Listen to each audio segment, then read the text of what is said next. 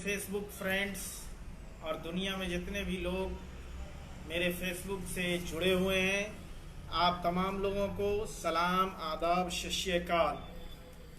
आज का दिन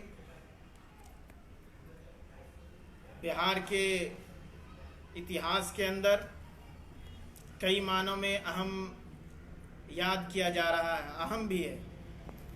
आज ही के दिन 10 जनवरी 1926 को बिहार के पूर्व शिक्षा मंत्री अलहाज गुलाम सरवर साहब की पैदाइश बेगूसराय के अंदर हुई थी।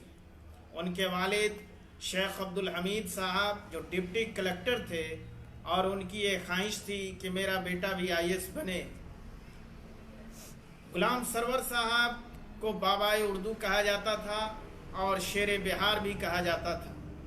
सरवर साहब उन्होंने 1952 के अंदर संगम पेपर की बुनियाद डाली और उस पेपर के ज़रिए वो हर घर के अंदर जो है जाने और पहचाने जाने लगे।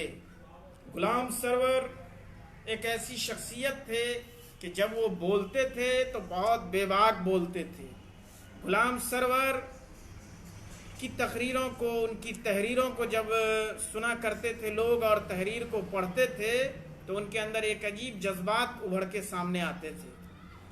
गुलाम सरवर साहब केवटी से हमेशा एमएलए हुए और खुसूसन बिहार के अंदर उन्होंने जितनी खिदमत मदरसों का फ़ाइल हो या उर्दू का मामला हो, लैंग्वेज जिसकी उम्र मिलियंस ऑफ ईयर हुआ करती है, कभी पटना की ज़बान पाली हुआ करती थी, आज उर्दू दिवस के रूप में मनाया जाता है। सरवर साहब के बर्थडे को यौम उर्दू के रूप में मनाया जाता है बिहार के अंदर। गुलाम सरवर एक ऐसी शख्सियत थे कि जब वो स्टेज पर बैठते और बोलते तो लोग टमटम से, पैदल, घोड़े गाड़ी से उस दौर में उनको सुनने के लिए आते थे और वो सीरत पे बहुत अच्छी तकरीर करते थे। सीरत के जलसों में हमेशा गुलाम सरवर साहब एक मुकर्रिर की हैसियत से हाजिर होते और पूरे मजमे को लूट लिया करते थे। जब हिंदुस्तान के अंदर दमनकारी हुकूमत आई और इमरजेंसी जब लागू हुआ तो उसमें उन्होंने इमरजेंसी के ख़िलाफ़ जो तहरीक छेड़ी पूरे हिंदुस्तान लेवल पर, उसके बारे में इंदिरा गांधी ने कहा था कि हु इज़ गुलाम सरवर, ये गुलाम सरवर है कौन जो पूरे हिंदुस्तान में कांग्रेस के ख़िलाफ़ एक बुलंद आवाज़ है। और उस आवाज़ को दबाने के लिए इंदिरा ने उनके पीछे न जाने कितने उस ज़माने के इंटेलिजेंस लगाए थे। अलीगढ़ के अंदर गुलाम सरवर साहब तकरीर कर रहे थे, पुलिस को खबर हुई, गुलाम सरवर साहब को गिरफ्तार करने के लिए पुलिस आई, मगर सरवर साहब को फातिमी साहब जैसे लोग जो पढ़ते थे उस दौर में, उन्होंने उनको ट्रेन पर छुपा के बैठाया और वो सरवर साहब को जब तक पुलिस पकड़ती तब तक वो कानपुर से बाहर आ गई थी। आज का दिन गुलाम सरवर साहब के नाम से, यौम उर्दू के नाम से जाना जाता है। मैं जिस मदरसा आरफिया में अभी बैठ के फेसबुक लाइव कर रहा हूँ, इस मदरसे में 77 के अंदर जब कर्पूरी जी फुलपरास का इलेक्शन लड़ रहे थे तो गुलाम सरवर साहब इसी मदरसे के अंदर 1.5 महीना रहकर उनका इलेक्शन कैंपेन किए थे।